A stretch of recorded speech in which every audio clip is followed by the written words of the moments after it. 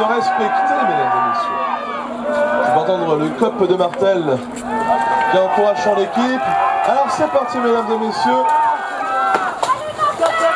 Deux équipes vraiment avec un jeu très mobile, beaucoup d'astiers du côté de Carcassonne. On a du Fauchon et du bouclier à montage Bourguignon du côté de Martel.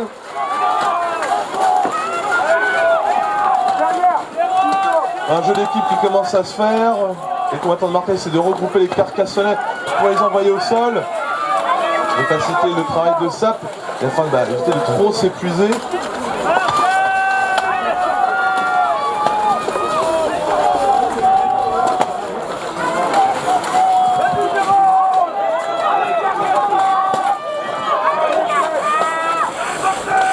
Non, ce côté droit, c'est plutôt Carcassonne et à ma gauche, c'est plutôt Martel.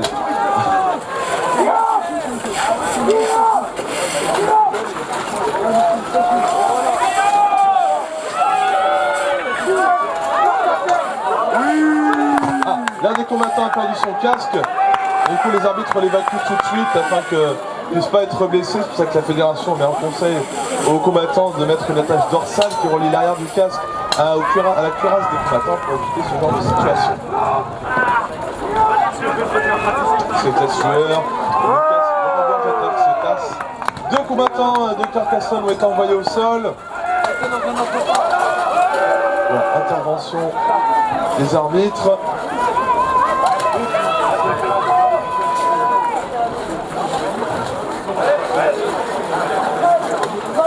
Bon, les arbitres se sont regroupés autour des combattants.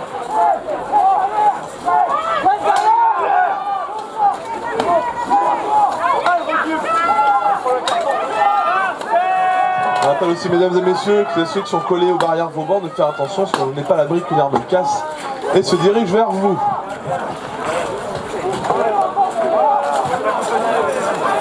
Là, on voit l'énervement de la première attaque qui commence à passer, la fatigue qui commence à se faire sentir.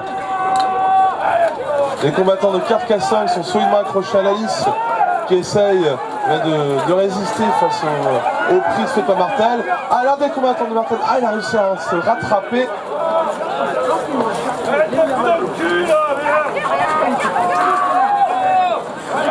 L'équipe Carcassonne est en mauvaise posture.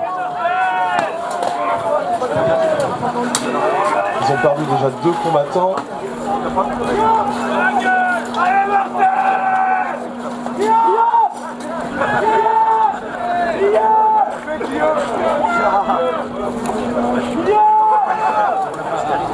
Je rappelle aux personnes qui sont collées à la lisse de reculer s'il vous plaît, hein, c'est seulement les arbitres, le passeur d'armes et le capitaine.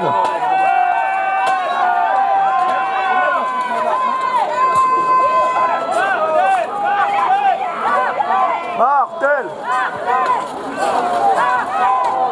Une double chute. Il n'y a plus que 2 combattants de Carcassonne, ça va être difficile pour eux. On voit que le passeur d'armes essaie de faire comprendre à un de ses combattants qu'il devrait changer d'arme.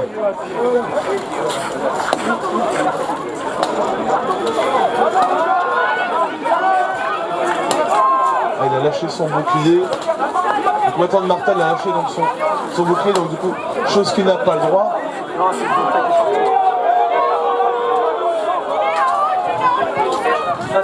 Du coup, comme le bouclier est considéré comme une pièce d'armure, eh bien... Ah bon, c'est qu'il a lâché le gantelet avec le bouclier, autant pour moi. Et donc du coup, considéré comme une paire de pièces d'armure, et alors, mise au sol. Donc il est tout à fait possible pour Carcassonne de renverser la tendance. Ils sont 3 contre 2. Oh, joli coup de pied de la part d'Adrien. C'est ça, la tête de l'adversaire. Il faut qu'il arrête de trop pousser sur son collègue. Oh, très belle esquive. Changement d'âme effectué du côté de Carcassonne. Le dernier combattant carcassonnais tombé au sol qui remercie la victoire de Martel, 3-0. 3-0 et bien pour l'équipe Martel. Bien. Après 12 contre 12 et 30 contre 30.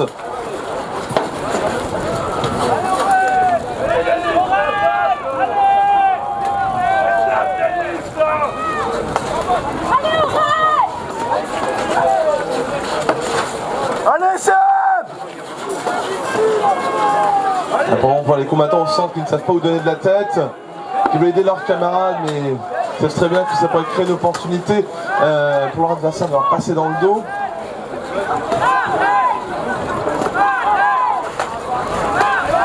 Les deux astiers qui s'affrontent avec leur hache.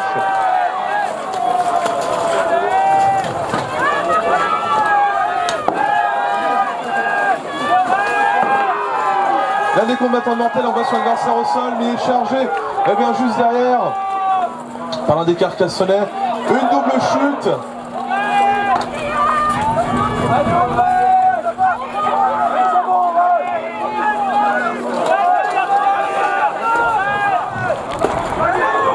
On peut voir l'un des astiers, le coup de Carcassonne, qui travaille son adversaire à coup de hache, mais qui ne voit pas qu'il est en train de se faire charger. Oh, très belle charge sautée de la part du combattant de Martel. Et presque réussi à l'envoyer au sol, je ne vois pas. Si il s'accroche malgré tout.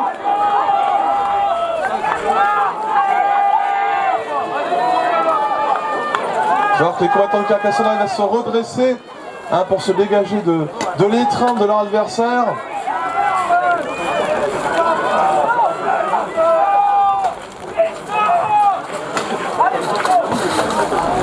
Pour les deux combattants qui se font face, qui veulent intervenir, mais en même temps bloquer leur adversaire.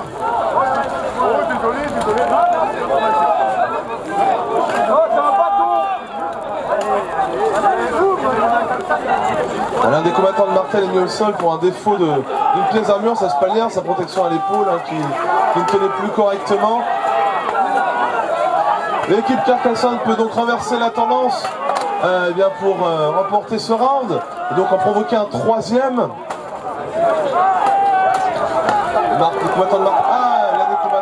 dernier combattant de Martel est tombé au sol, il a une suprématie. Médec, s'il vous plaît.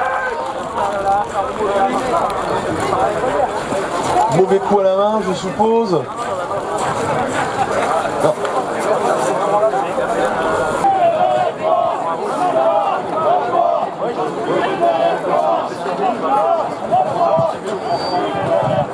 Entendre les supporters de l'équipe Carcassonne qui entament leur hymne. Le drapeau de l'Estanie qui flotte.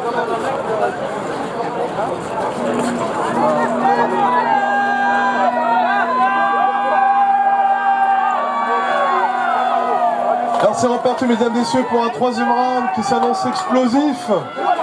Allez Martel! On voit qu'il y a deux astiers de chaque côté. L'un des combattants a perdu son arme, il doit vite se réarmer car il ne veut pas mener d'action offensive. Il a pris une arme d'ast. Allez Martel!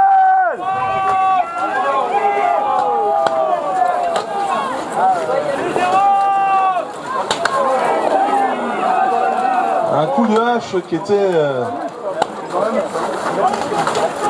un peu limite.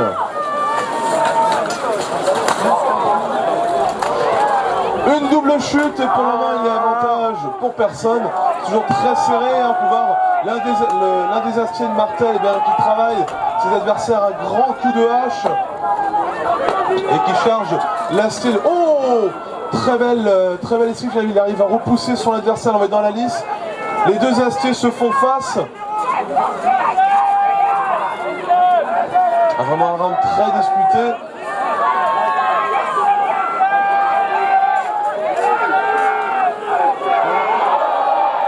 Je crois qu'il essaie de passer carrément son adversaire par-dessus la liste. Mesdames et messieurs, est-ce qu'il va y arriver?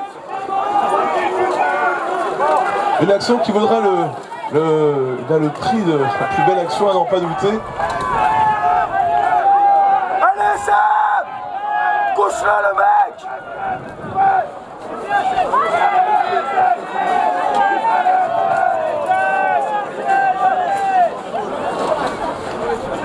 Les combattants sont fatigués déjà pour leurs deux premiers rounds. Les coups se font beaucoup moins nombreux et s'ils restent trop longtemps inactifs, eh bien, les arbitres les séparent et les renvoient au centre de la lisse. L'un des combattants de Martel a été couché au sol, je ne sais pas pourquoi, ce qui permet un défaut de pièce d'armure, ce qui permet, eh bien, du coup, Adrien Cessel d'intervenir, d'aider son camarade. On peut voir qu'il travaille l'astier à grands coups de fauchon et de bouclier, pendant que son camarade Julien Roumont intervient, il arme son coup et envoie son adversaire au sol.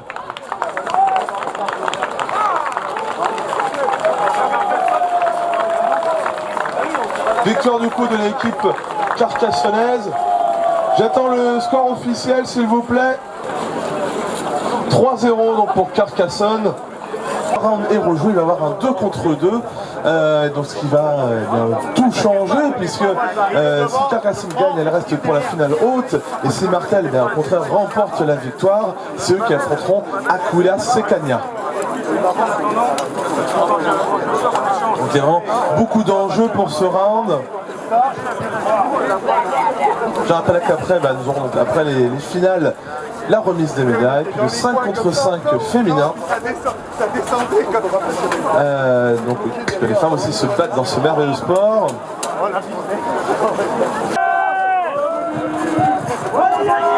Un round qui va être très disputé, mesdames et messieurs, vous n'êtes pas les encourager bien fort, que ce soit Martel ou Carcassonne.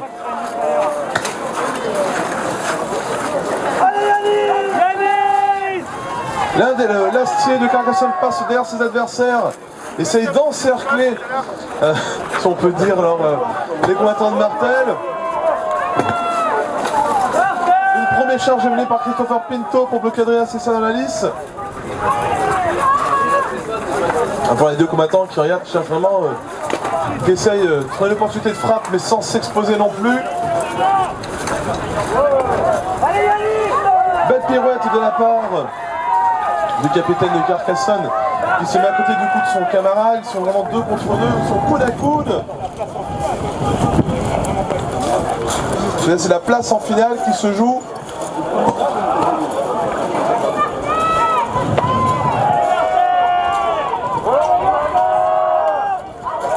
Les combattants de Martel sont bloqués contre la lisse.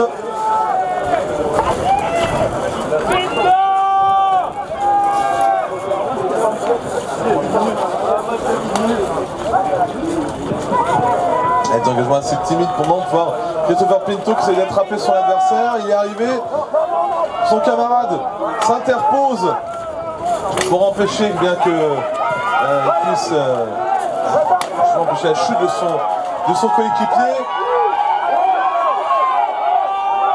Très difficile.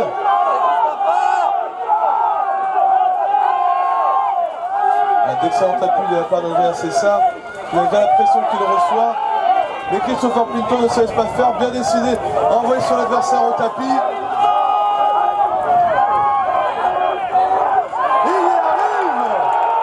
Il envoie son... C'est Baptiste. Bon, je me suis trompé, ce n'est pas Adrien Cessa, c'est Baptiste Lacroix. Toutes mes excuses. Oh, ça va une chute. Et une chute contre son adversaire au sol, ce qui permet la victoire de Martel. Martel a donc gagné sa place en finale. Martel remporte donc ce match. Ils vont se retrouver à affronter, les combattants d'Aquila Secania.